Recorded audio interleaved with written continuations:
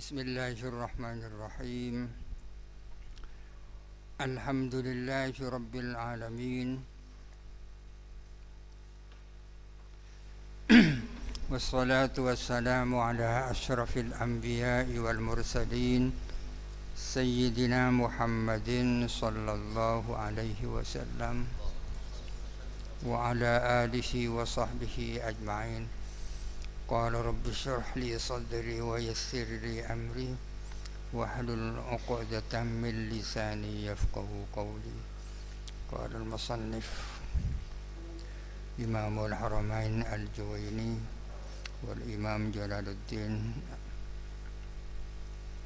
Al-Mahalli rahimahumallahu ta'ala wa nafa'ana bihima wa fadha alaina min barakatihi wa anwarihima wa asrarihima wa nafahatihima fid dini wad dunya wal akhirah. Bismillahirrahmanirrahim.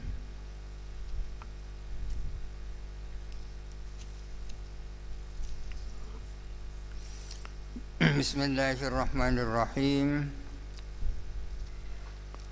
Wal muqayyadu bis sifati yuhmalu 'alal mutlaqi.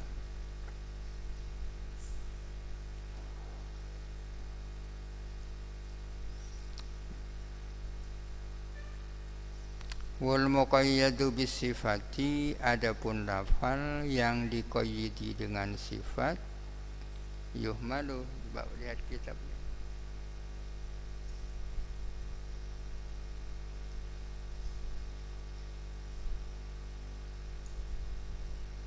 Yuhmalu alaihi al-mutlaqu, ya. Punya saya ada haknya. Yuhmalu ialah dibawa alaihi atas al-muqayyad al-mutlaqu apa lafal mutlak. Karraqabati seperti lafal ar-raqabah, maknanya budak. Quyyidat diqayyidi apa raqabah, diqayyidi bil imani dengan iman. Fi ba'dil mawadi'i, di dalam sebagian tempat. Kama fi kaffaratil qatli, seperti yang ada di dalam kafaratnya pembunuhan. Wa utliqat, dan dimutlakkan apa ar-raqabah. Fi ba'dil mawadi'i, di dalam sebagian tempat.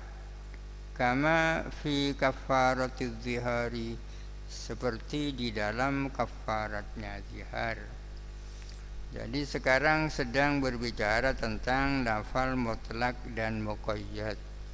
Lafal itu ada kalanya mutlak, ada kalanya muqayyad. Muqayyad artinya yang diqayyidi, mutlak artinya yang lepas dari qayyid.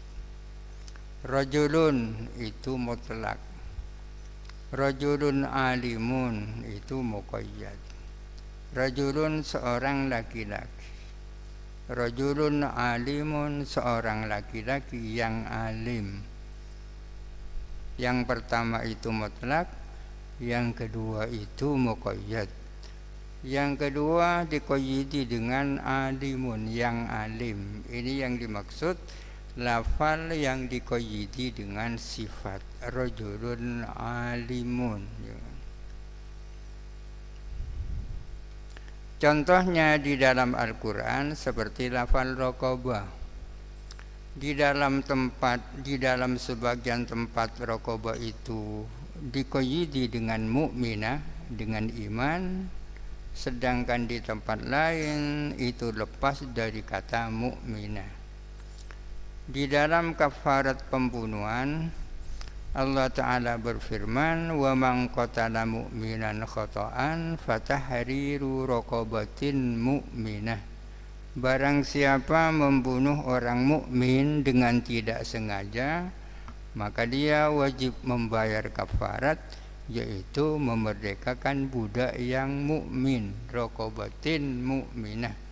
Di dalam ayat ini raqabatin itu berqayyid, diqayyidi dengan mukminah. Sedangkan di dalam tentang kafaratnya zihar, Allah Ta'ala berfirman, walladzina yuzahiruna min nisaihim thumma ya'uduna lima qalu fatahriru raqabatin min qabli an yatamassa. Para suami yang melakukan zihar terhadap istrinya, kemudian mereka menyalahi komitmennya, mereka wajib memerdekakan budak, wajib membayar kafarat, yaitu raqabatin, budak tanpa mukminah. Sama-sama ada kewajiban kafarat bagi orang yang membunuh orang mukmin dengan sengaja, dan bagi suami yang melakukan zihar terhadap istrinya. Perbedaannya, raqabah di dalam ayat pembunuhan itu diqayyidi dengan mukminah, sedangkan raqabah di dalam ayat zihar tanpa qayyid mukminah. Kalau terjadi seperti ini, maka terjadi hamlul mutlak alal muqayyad. Yang mutlak dibawa, diikutkan kepada yang muqayyad.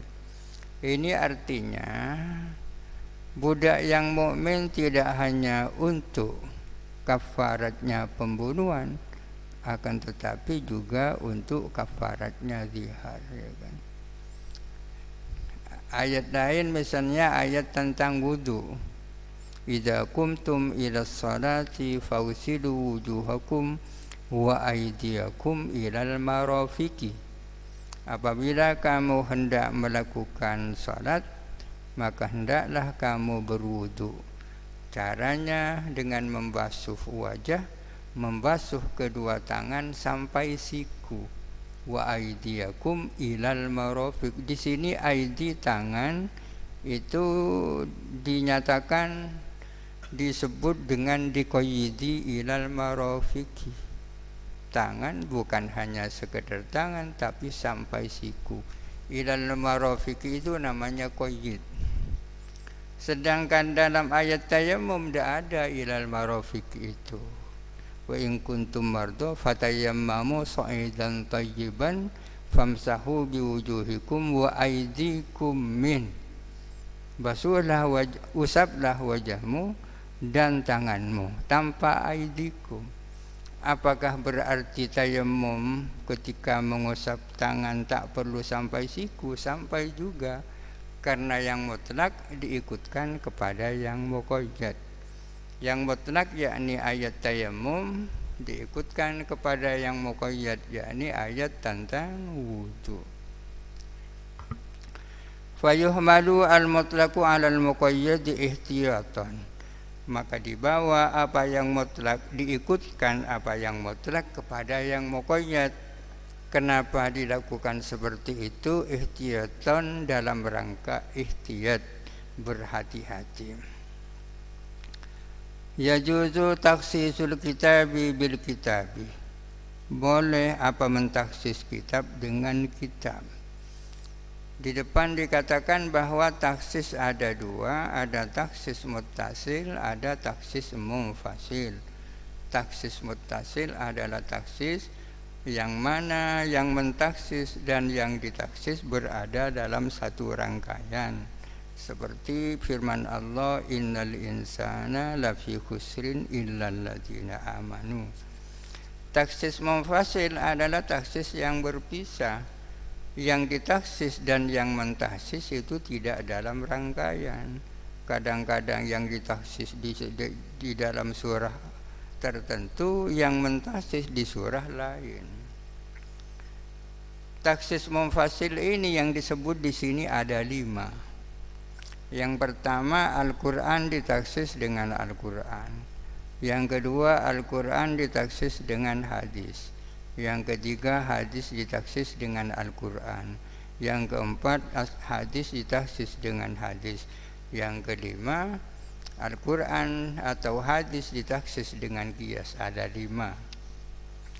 Yajuzu, boleh taksisul kitabi bil kitab. Ini yang pertama, mentaksis kitab dengan kitab.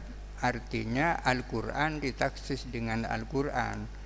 Al-Quran yang bersifat umum dibatasi keumumannya dengan Al-Quran juga.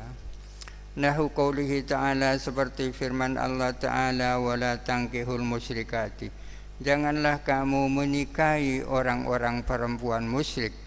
Maksudnya kafirati, kamu tak boleh kawin dengan perempuan-perempuan non-muslim, kafir. Berarti siapa saja, Hindu, Buddha, Yahudi, Nasrani, tak boleh kan. Musyrikati ini kan am, tak boleh kawin dengan perempuan-perempuan yang non-muslim, umum sekali. Tapi khusus ditaksis apa firman ini, biqaulihi ta'ala, dengan firman Allah Ta'ala, wal muhsanatu minal ladzina utul kitaba min qablikum, wal muhsanatu, dan perempuan-perempuan merdeka, minal ladzina utul kitaba, dari orang-orang, dari kalangan orang-orang yang diberikan Alkitab, min qablikum, sebelum kamu. Orang-orang yang dimaksud orang-orang yang diberikan Alkitab adalah Yahudi dan Nasara. Aihillul lakum, artinya perempuan-perempuan merdeka dari kalangan Yahudi dan Nasara itu halal bagimu. Ayat ini mengatakan perempuan Yahudi, perempuan Nasrani halal dikawini umat Islam. Dengan demikian berarti keumuman musyrikati yang ada dalam ayat pertama ditaksis dengan ayat ini. Wa takhsisul kitabi bis sunnati, dan boleh juga mentaksis Al-Quran dengan sunnah, dengan hadis. Artinya ayat Al-Quran yang bersifat umum dibatasi keumumannya dengan hadis. Kataksisi qaulihi ta'ala, seperti mentaksis firman Allah Ta'ala, yusikumullahu fi auladikum ila akhirih, lidzakari mislu hadzil unsayain. Yusikum, berwasiat atau memerintahkan kepadamu. Allahu, siapa Allah? Allah Ta'ala berwasiat, memerintahkan Allah kepadamu, fi auladikum, menyangkut anak-anakmu. Auladikum ini am, karena aulad ini ada jama yang dimakrifatkan dengan idhofah, anak-anakmu, umum sekali. Kok dikatakan umum, as-samili lil waladi al-kafiri, yang meliputi anak yang kafir. Berdasarkan keumuman auladikum, anak-anak yang kafir pun dapat warisan dari bapak ibunya, ya. Akan tetapi ditaksis bihadis sahihaini, dengan hadis riwayat sahihain, la yarisu al-muslimu al-kafira walal kafiru al-muslima, tidak dapat mewarisi orang muslim kepada orang kafir, dan tidak dapat mewarisi orang kafir kepada orang muslim. Orang muslim mati, anaknya yang kafir tak dapat warisan. Orang kafir mati, anaknya yang muslim tak dapat warisan. Ini contohnya takhsisul kitab bis sunnah. Wa takhsisus sunnati bil kitab, dan boleh juga mentaksis sunnah dengan kitab. Hadis ditaksis dengan Al-Quran. Ada hadis yang bersifat umum, keumumannya dibatasi dengan ayat. Kahadisi, kataksisi hadis sahihaini, seperti mentaksis hadis riwayat sahihain, la yaqbalullahu salata ahadikum idza ahdatsa hatta yatawaddaa. La yaqbalullahu, tidak menerima siapa Allah Ta'ala, salata ahadikum, akan salat salah seorang daripadamu, idza ahdatsa, manakala dia berhadas, hatta yatawaddaa, sehingga dia berwudu. Artinya kalau salah seorang daripadamu itu hadas, kemudian salatnya tidak diterima. Akan diterima kalau dia berwudu. Pokoknya harus berwudu, tanpa wudu tak diterima. Keumuman hadis ini ditaksis biqaulihi ta'ala, dengan firman Allah Ta'ala, wa in kuntum mardo, wa in kuntum, jikalau ada kamu, mardo itu sakit, ila qaulihi, sampai pada firman Allah Ta'ala panjang ini, falam tajidu ma'an fatayammamu. Kemudian kamu tidak mendapatkan air, maka hendaklah kamu bertayamum. Katanya hadis tadi pokoknya harus berwudu. Tapi ayat ini mengatakan bagi orang yang tidak bisa menggunakan air bisa tayamum. Maka berarti keumuman hadis tersebut dibatasi dengan ayat Al-Quran ini. Wa in waradat as-sunnati bitayammumi aidan, meskipun nyatanya datang apa sunnah dengan menjelaskan tayamum juga, tapi ba'da nuzulil ayati, sesudah turunnya ayat. Wa tahsisus sunnati bis sunnati, ini yang nomor 4 ini. Artinya hadis ditaksis dengan hadis. Kataksisi hadis sahihain, seperti mentahsis hadis riwayat sahihain, hadis riwayat Bukhari, Al-Bukhari dan Muslim, fima saqat as-sama'u al-usyuru. Fima ialah di dalam sesuatu, yang dimaksud sesuatu ini tanah pertanian atau perkebunan. Sakot yang menyiram, as-sama'u apa langit, al-usyuru adapun 1/10.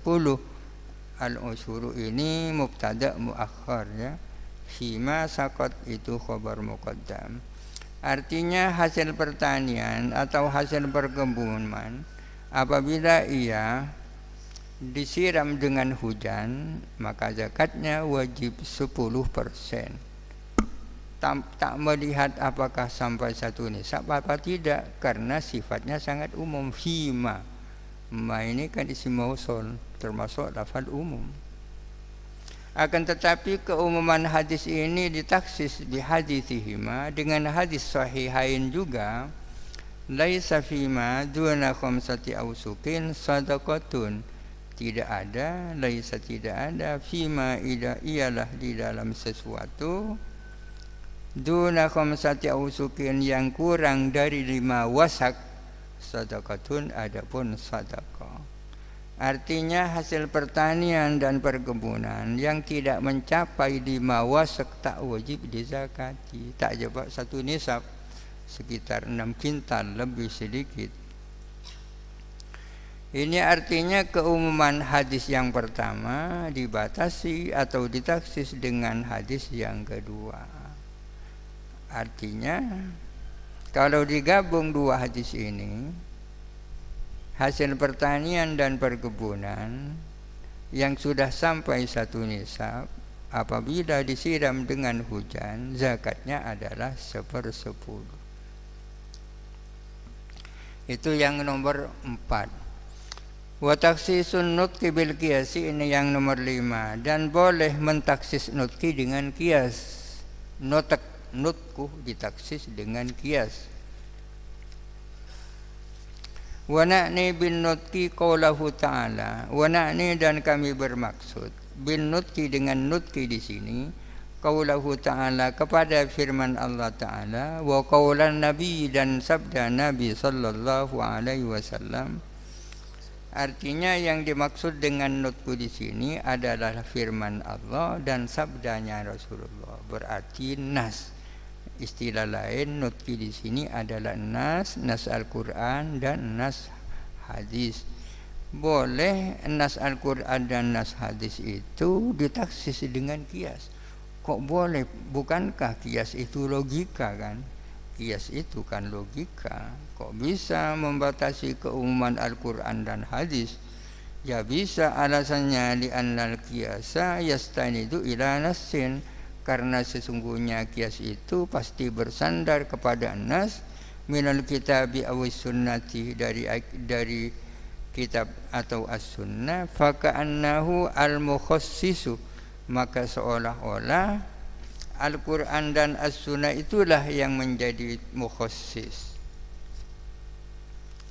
Atau faka'anna dzalika huwal mukhassisu, faka'anna dzalika huwal mukhassisu, maka seolah-olah nas Al-Quran dan as-sunnah itulah yang menjadi mukhassis.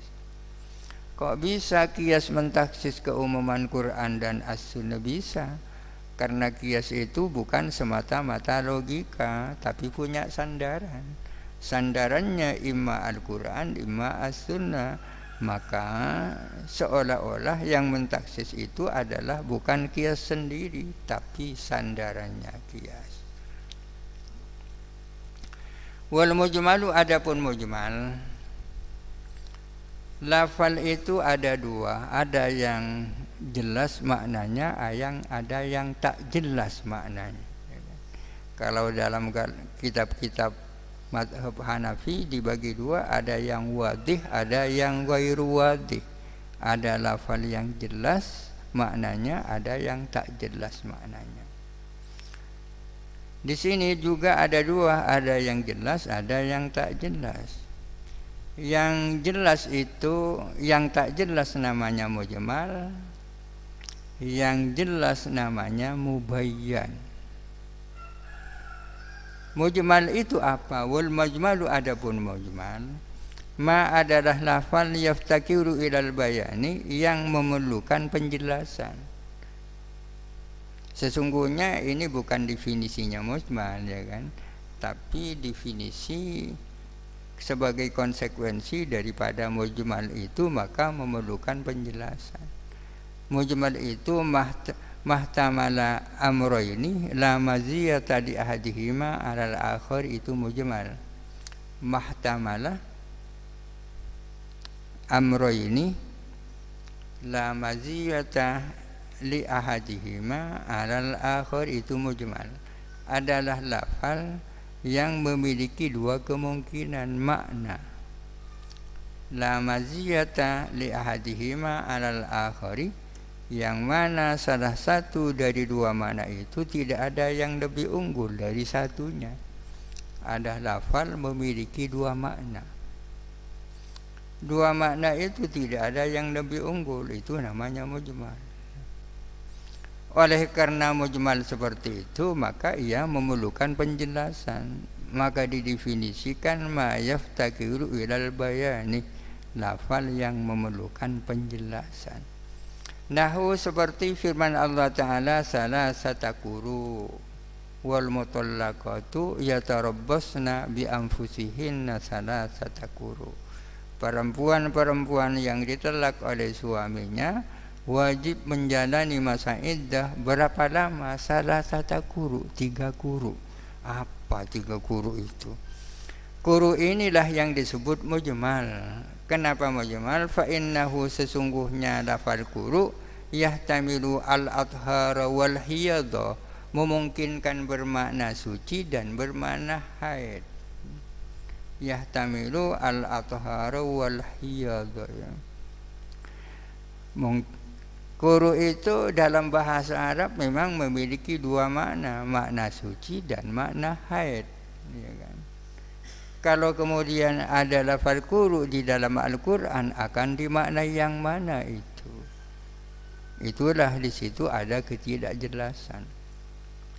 Kenapa lafal quru tak jelas? Listirakil qur'i bainal haidi wa tuhri, karena kemustarokannya quru antara haid dan tuhur.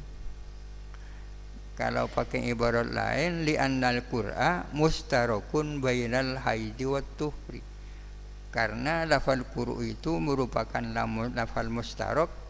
Ada istilah lafal mustarok, lafal yang memiliki makna lebih dari satu. Salah satu contohnya ya quru ini, maknanya haid dan suci. Kemudian dalam Al-Quran itu yang mana?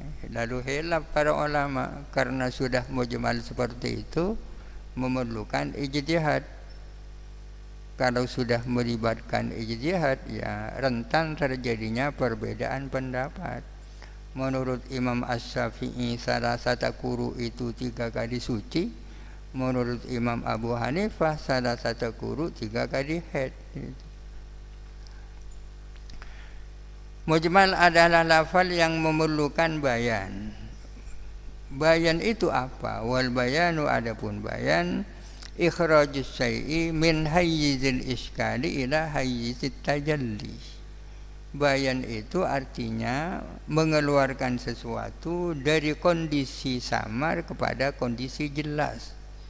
Sesuatu yang asalnya berada dalam kondisi samar diubah sehingga menjadi jelas, itu namanya bayan. At-tajalli ayil idahi, jelas. Wan nasu, adapun nas, tadi dikatakan lafal ada dua, ada yang jelas, ada yang tidak jelas. Yang tidak jelas namanya mujmal. Yang jelas itu ada dua. Yang jelas ada dua, ada yang namanya nas, ada yang namanya zahir. Nas dan zahir ini adalah lafal yang jelas, tapi tingkat kejelasannya tidak sama. Ada yang jelas, ada yang agak jelas. Kalau dibanding nas ini yang jelas, zahir itu agak jelas, ya kan? Atau zahir itu jelas, nas itu lebih jelas.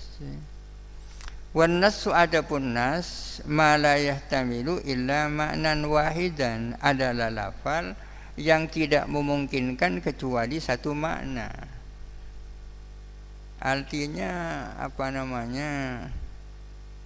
hanya punya kemungkinan, tidak multi tafsir pokoknya. Kazaidin, seperti lafal Zaidun, fi nahwi, di dalam semisal lu'aitu Zaidan, saya melihat Zaid. Zaidan ini namanya nas, akan dimaknai apa lain kalau sudah makna apa kalau sudah Zaidan, ya Zaid sudah. Ra'aitu Muhammadan, itu namanya nas.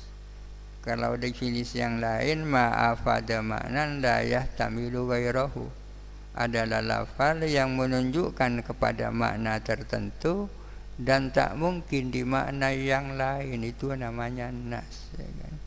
Namanya nas. Wakilah, dan ada yang mengatakan, itu definisinya. Ada versi lain definisinya nas. Wakilah, dan ada yang mengatakan bahwa nas itu adalah ma ta'wiluhu tanziluhu. Bagus ini ibaratnya, ya. Ma ta'wiluhu tanziluhu. Nas itu ma adalah lafal, ta'wiluhu yang adapun tafsirannya, takwilannya, tanziluhu adalah diturunkannya. Nas adalah ma adalah lafal, takwiluhu yang adapun takwilannya, penjelasannya, tafsirannya, tanziluhu adalah diturunkannya. Berapa artinya itu? Ma ta'wiluhu tanziluhu, artinya sesuatu yang tak perlu ditakwil, tak perlu ditafsir, begitu diturunkan langsung dapat difahami, itu namanya adalah sesuatu yang takwilannya adalah diturunkannya. Nahu, seperti fasiyamu salasati ayyamin, maka puasa 3 hari. Ya artinya berapa boleh? Ya 3 hari, ya puasa 3 hari. 3 hari itu beni sehari, beni 2 hari, beni 4 hari, ya 3 hari itu. Fa innahu bi mujarradi ma yanzilu yufhamu ma'nahu. Sesungguhnya siyamu salasati ayyamin itu dengan semata ia diturunkan sudah dapat difahami apa maknanya. Fa innahu bi mujarradi ma yunzalu atau yunazzalu, kalau mau diikutkan tanziluhu, ya. Fa innahu bi mujarradi ma yunazzalu yufhamu ma'nahu. Sesungguhnya firman Allah fasiyamu salasati ayyamin itu dengan hanya diturunkan saja sudah dapat difahami oleh apa maknanya. Ini yang dimaksud ma ta'wiluhu tanziluhu, itu nas. Wa huwa, adapun nas, mustaqun adalah mustaq, diambil minas sotil arusi, daripada minas sotil arus, wa huwal kursi, tempat pelaminan kemanten, wadi, ya kan. Kata-kata nas itu diambil dari kata minasso, wadi yang ditempati oleh siapa namanya kemanten, ya kan. Kursinya itu. Kalau orang keundangan, di situ ada kemanten yang duduk di atas kursi, Orang yang baru datang pasti tahu bahwa itulah komandannya karena tempatnya di atas kan. Sudah sangat jelas, tak usah tanya akhir, itu sudah komandannya. Apa hubungannya dengan nas? Dikatakan nas dirtifaihi ala ghairihi, karena lebih tingginya nas ala ghairihi dibandingkan lainnya nas fi fahmi maknahu, di dalam memahami maknanya nas, min ghairi tawaqqufin, tanpa tawaqquf, tanpa menunggu yang lain. Faman lam yajid fasiyamu salasati ayyam. Barang siapa tak mampu bayar kafarat itu, maka puasa 3 hari. Ini namanya nas. Wa zahiru, adapun zahir, ini kebalikannya nas. Kalau dikatakan nas itu jelas, zahir itu agak jelas. Atau zahir itu jelas, nas itu lebih jelas. Wa zahiru, adapun lafal zahir, ma adalah lafal ihtamala amrayni ahaduhuma azharu minal akhari. Ma adalah lafal ihtamala amrayni, yang ihtimal kepada 2 hal. Artinya memungkinkan, memiliki 2 makna. Ahaduhuma, yang adapun salah satu daripada amro ini, azharu minal akhari, adalah lebih jelas daripada yang lain. Lafal yang memiliki 2 makna, tapi salah satunya lebih jelas daripada yang lain. Lafal memiliki makna 2 makna, makna A dan makna B, tapi makna A lebih jelas daripada makna B, itu namanya zahir. Ini beda dengan mujmal. Mujmal itu adalah lafal yang memiliki 2 makna, yang mana salah satunya tidak lebih jelas daripada yang lain. Kal asadi, seperti lafal asad, fi ra'aitu al-yawma asadan, di dalam semisal perkataan ra'aitu al-yawma asadan, saya melihat hari ini asadan, akan asad, akan seekor singa. Asad ini memiliki 2 makna. Makna singa dan makna orang yang berani. Mana di antara 2 makna yang lebih jelas? Ya, yang lebih jelas makna singa. Oleh karena itu kalau kita bertemu dengan lafal asad, ya akan dimaknai dengan makna yang mana? Harus kita maknai dengan makna yang pertama, singa. Terkecuali tak mungkin dimaknai singa baru pakai makna yang lain. Fa innahu, sesungguhnya lafal asad, zahirun fil hayawanil muftarisi, adalah zahir di dalam makna hayawan muftaris. Hayawan muftaris ya singa itu, hayawan yang bermangsa, yang punya mangsa. Li'annahu al-makna al-haqiqiyu, karena sesungguhnya al-hayawan al-muftaris itulah makna yang hakiki daripada makna asad.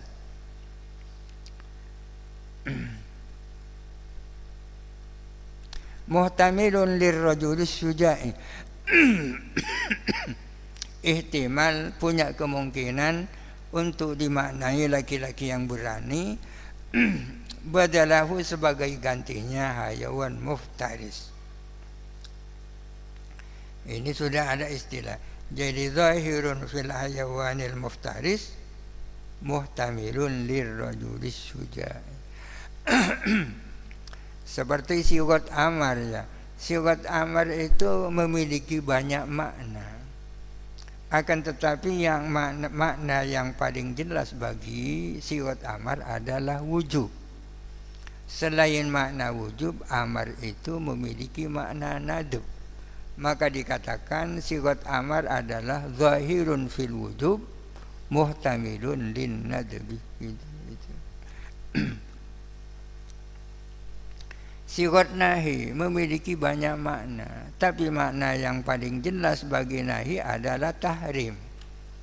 Ada kemungkinan makna karaha, maka dikatakan sigat nahi itu zahirun fit tahrim, muhtamilun lil karaha. Lafal asad zahirun fil hayawanil muftaris, muhtamilun lirrajulis syuja'i. Fa in humilal lafzu 'alal ma'nal akhari, jikalau dibawa apa lafal itu atas makna yang lain. Kalau lafal asad tidak dimaknai singa tapi dimaknai laki-laki yang berani, yusamma muawwalan, maka dinamai muawwal. Lafal asad ketika dimaknai makna yang zahir disebut zahir. Ketika dimaknai makna yang kedua, makna laki-laki yang berani, disebut muawwal. Wa inna ma yu'awwalu bid dalili, dan hanya saja ditakwil apa lafal zahir dengan berdasarkan dalil. Tidak boleh sembarangan mentakwil tanpa dalil. Tak boleh memaknai asad dengan laki-laki yang berani kecuali ada dalil. Contohnya dalil itu asadan yusolli fil musalla. Saya melihat seekor asad tadi sholat di musolla. Kalau seperti itu, kata-kata yusolli fil musalla itu menjadi dalil bahwa yang dimaksud dengan asad bukan singa tapi laki-laki yang berani. Kama qala, sebagaimana berkata siapa musannif, wa yu'awwalu al-zahiru bid-dalili, dan ditakwil apa lafal zahir dengan dalil.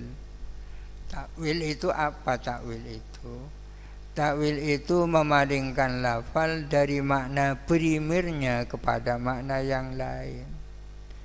Memalingkan lafal asad dari makna singa kepada makna laki-laki yang berani, itu namanya takwil, ya kan? Memalingkan sigat amar dari wujub kepada selain wujub, itu namanya takwil. Memalingkan lafal am dari keumumannya, itu juga takwil. Takwil. Wa yusamma zahiran bid-dalil, dan dinamakan zahir bid-dalil. Jadi ada zahir bid-dalil. Kama yusamma muawwalan, sebagaimana disebut muawwal. Jadi lafal asad ketika dimaknai singa namanya zahir.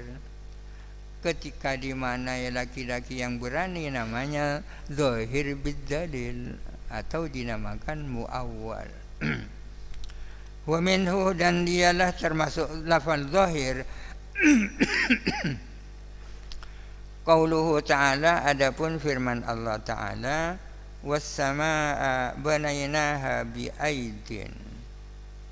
Was-samaa'a asalnya wa bainaina as-samaa'a, dan kami membangun langit itu. Banainaha, yakni kami membangun langit itu. Kami membangun langit itu bi'aidin, dengan kekuasaan. Wa bainai was-samaa'a banainaha bi'aidi wa inna lamusi'un, dan kami terus mengembangkan langit itu. Lafal aidin ini merupakan bagian daripada lafal zahir. Aidin ini jamak daripada yadun. Zahiruhu, adapun zahirnya lafal aidi, jam'u yadin adalah jamaknya lafal yadun yang bermakna tangan. Secara zahir lafal aidi itu adalah jamaknya lafal yadun dan yang bermakna tangan. Wa dzalika muhalun fi haqqihi ta'ala, adapun hal itu, tangan adalah muhal bagi Allah Ta'ala. Berhubung makna tangan bagi Allah Ta'ala itu muhal, fasurifa ila ma'nal quwwati, maka dipalingkan kepada makna kuat. Berarti bi'aidin, dengan kekuatan, dengan kekuasaan. Dipalingkan ini namanya ditakwil. Bid-dalili al-aqli al-qati'i, dengan berdasarkan dalil akli yang qati, yang pasti, yang meyakinkan. Sekarang al-af'alu. Af'al ini jamak daripada fi'lun, perbuatan. Yang dimaksud af'al di sini adalah af'alun Nabi, perbuatan Nabi sallallahu alaihi wasallam. Kita tahu bahwa hadis itu ada 3. Ada hadis qauli, ada hadis fi'li, ada hadis takriri. Kalau menggunakan istilah sunnah, sunnah qauliyah, sunnah fi'liyah, sunnah takririyah.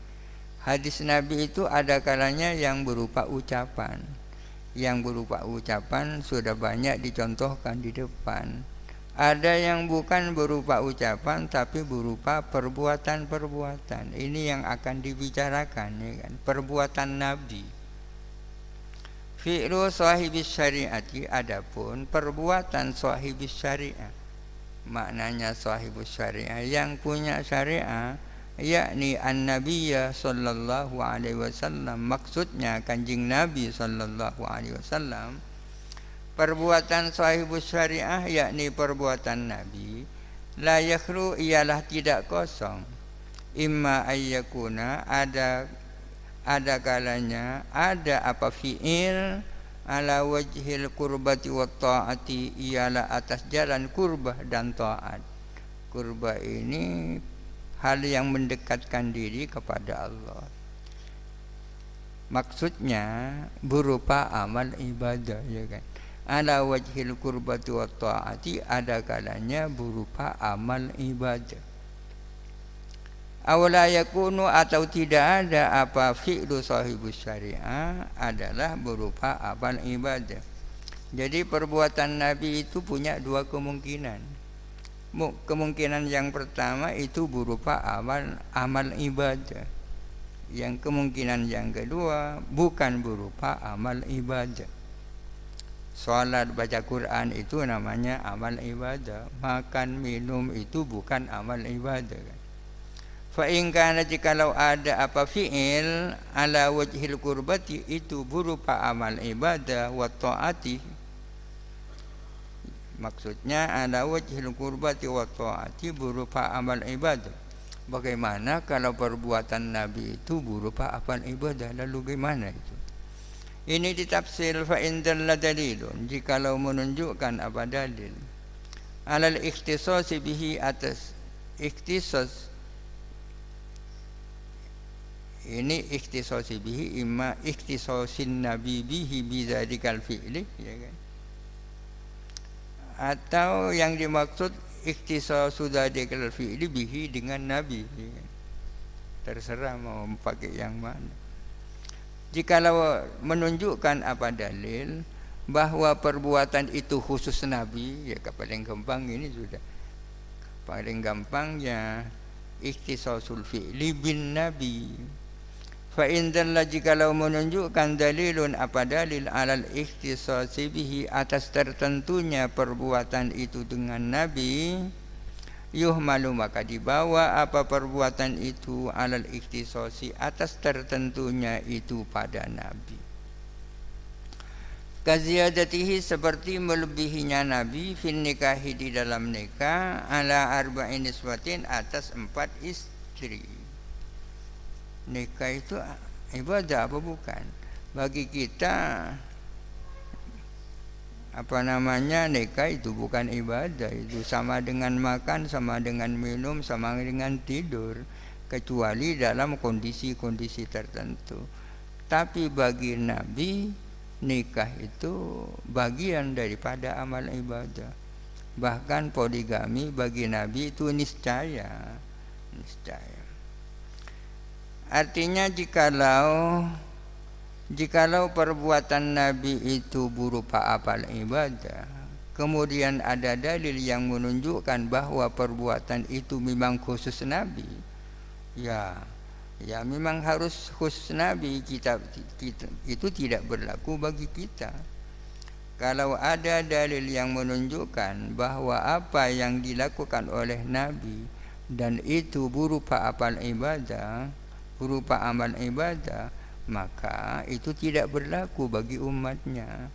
Contohnya seperti kawin lebih dari 4. Itu kalau ada dalil yang menunjukkan bahwa itu khusus Nabi. Wa illam yadulla dalilun, jikalau tidak menunjukkan apa dalil bahwa itu khusus Nabi, lam yakhtassu bihi, bacanya ini apa? Kalau dibaca lam yaktasso, fa'ilnya kembali kepada Nabi. Bihi kepada perbuatan tadi. Kalau dia mabnikan maf'ul, lam yuktasso tidak khusus apa perbuatan itu bihi dengan Nabi. Di anna Allah Ta'ala, karena sesungguhnya Allah Ta'ala qala itu berfirman, laqad kana lakum fi rasulillahi uswatun hasanah. Sungguh-sungguh ada ialah bagimu pada Rasulullah sallallahu alaihi wasallam adapun teladan yang baik. Artinya kalian umat Muhammad memiliki keteladanan yang baik pada diri Rasulullah.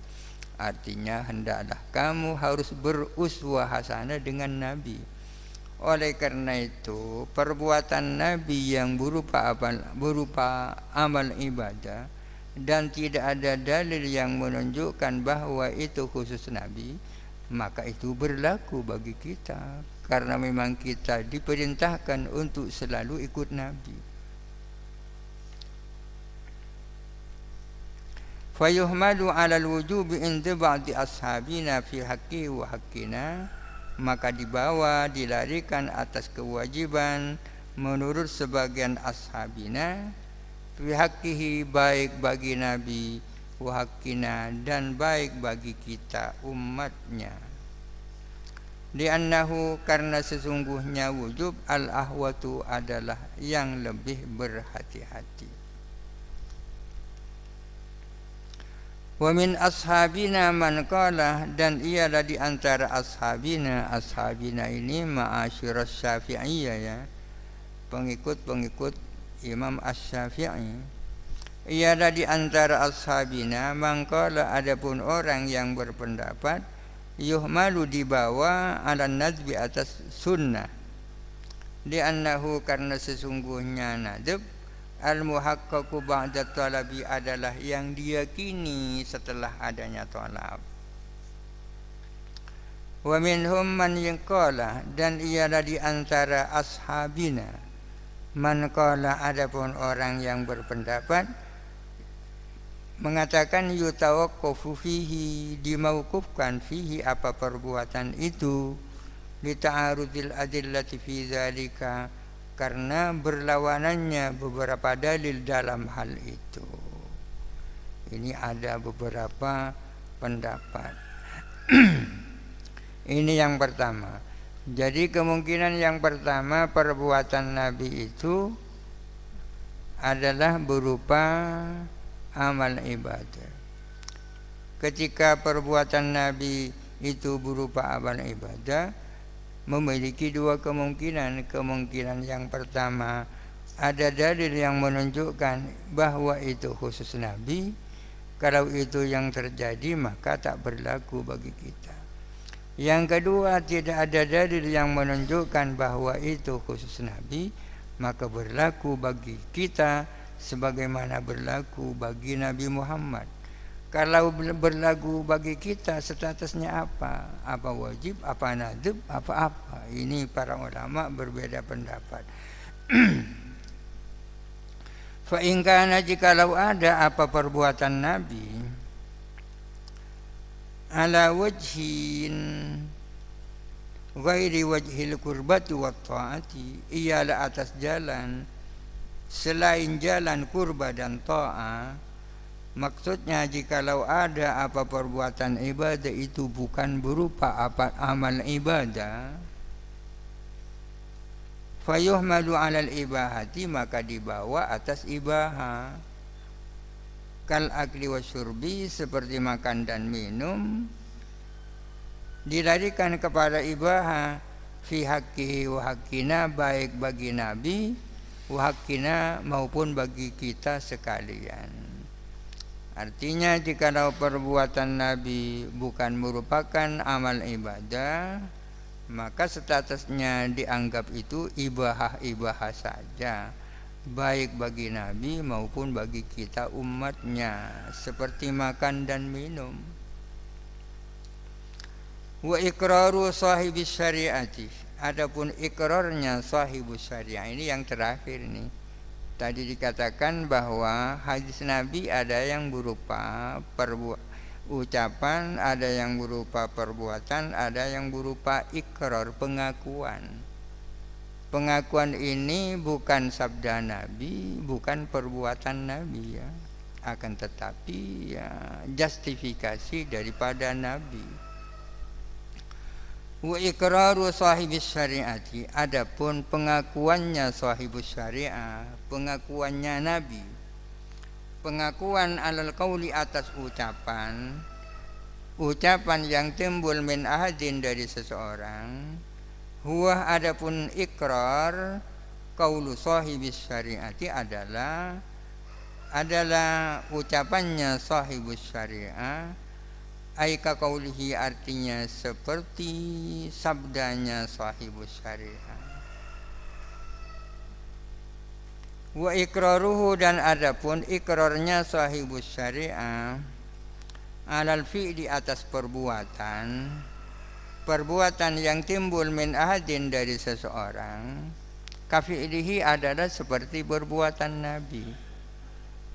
Di annahu, karena sesungguhnya Nabi, maksumun adalah maksum, karena sesungguhnya Nabi itu maksum, terjaga, terpelihara, min an yukirru ahadan, dari mengakui seseorang ala mungkarin atas kemungkaran. Jadi kalau ada ucapan itu timbul dari salah seorang sahabat, kemudian Nabi mendiamkannya, mengakuinya, tidak menegurnya, maka diamnya Nabi itu dianggap sebagai pembenaran terhadap perkataan itu.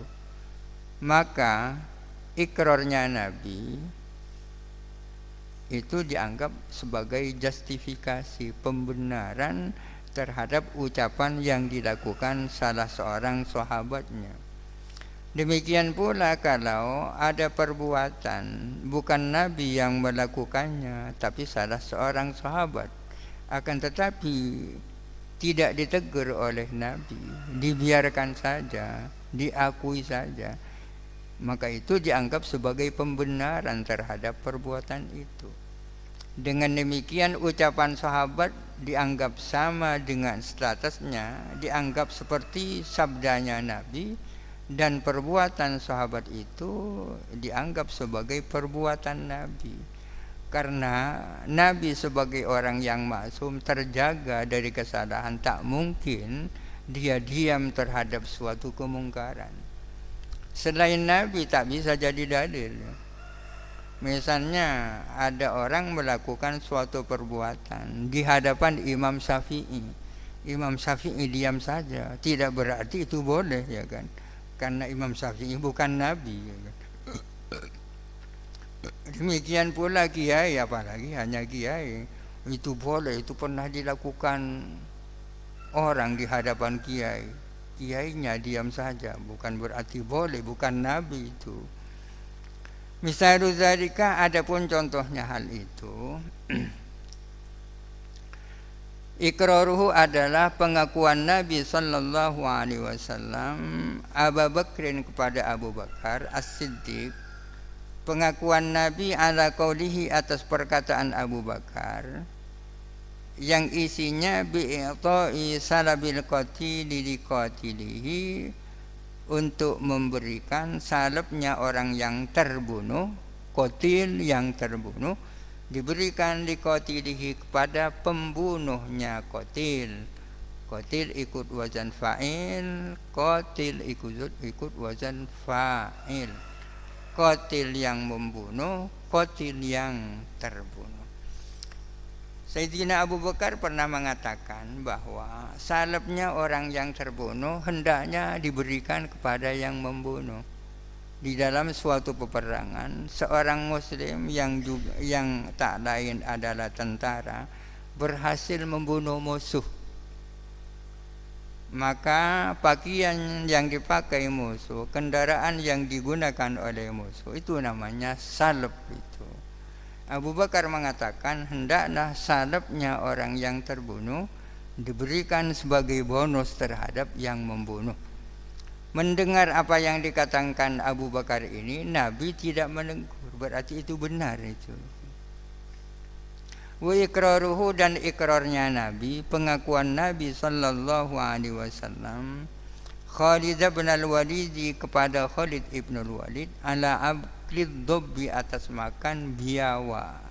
Tak tahu apakah sama dengan biawa yang ada di sini.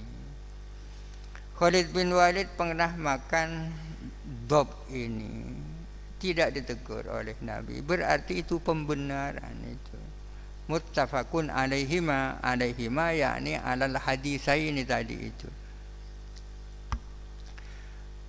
itu wa ma fu'ila fi waqtihi, adapun sesuatu yang dilakukan fi waqtihi, di dalam waktunya Kanjeng Nabi, di masanya Nabi sallallahu alaihi wasallam, fi ghairi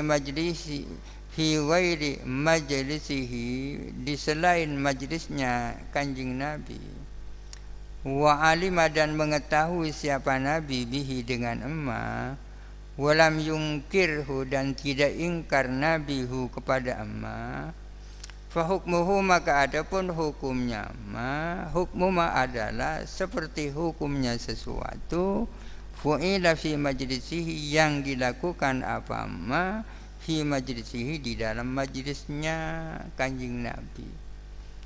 Di depan itu apa yang diucapkan Abu Bakar, apa yang dilakukan oleh Khalid bin Walid itu diketahui langsung oleh Kanjeng Nabi.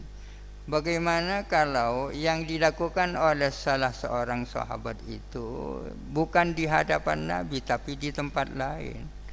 Sama saja, asal Nabi tahu dan Nabi tidak mengingkarinya. Suatu perbuatan yang dilakukan di zaman Nabi tapi dilakukan di tempat lain, namun Nabi tahu dan Nabi tidak mengingkarinya, maka status hukumnya sama dengan apa yang dilakukan di hadapan Nabi. Contohnya kailmihi bihalafi Abi Bakrin, seperti tahunya Kanjeng Nabi tahu tentang bersumpahnya Abu Bakar. Sumpah apa Abu Bakar? Bi annahu la yakulut ta'ama, bersumpah bahwa sesungguhnya Abu Bakar tidak akan makan makanan fi waqti ghaidhihi, di saat dia sedang marah. Abu Bakar pernah bersumpah bahwa ia tidak akan makan sesuatu apapun pada saat dia marah. Summa akalah, kemudian beliau makan. Lamma ro'a al-akla khairan, ketika ia tahu bahwa makan itu lebih baik. Al-akla itu maf'ul awal, khairan itu maf'ul tsani daripada ro'a. Karena ro'a di sini bukan ro'a basariyah, tapi bukan ru'ya basariyah, tapi ru'ya ilmiyah. Melihat artinya tahu. Artinya melanggar sumpah itu belum tentu jelek. Kadang-kadang lebih baik melanggar sumpah daripada berkomitmen dengan sumpahnya. Kalau seseorang bersumpah, demi Allah saya mulai sekarang tidak mau bersedekah kepada tetangga yang goblok itu, sumpah yang seperti ini lebih baik dilanggar, ya kan? Lebih baik dilanggar, tapi konsekuensinya bayar kafarah. Demikian pula Abu Bakar pernah bersumpah tidak mau makan di saat marah, tapi ketika dia melihat bahwa melanggar sumpah lebih baik, dia makan meskipun dalam saat marah. Itu diketahui oleh Nabi dan tidak ditegur oleh Nabi, berarti apa yang dilakukan Abu Bakar itu benar. Kama yukhadhu min hadisi Muslimin fil at'imati, sebagaimana diambil dari hadisnya Imam Muslim di dalam bab at'imah. An-nashu wallahu a'lam. Al-Fatihah. A'udzu billahi minasy syaithanir rajim. Bismillahirrahmanirrahim. Alhamdulillahirabbil alamin. Arrahmanir rahim. Maliki yaumiddin. Iyyaka na'budu wa iyyaka nasta'in. Ihdinas siratal mustaqim. Siratal ladzina an'amta 'alaihim.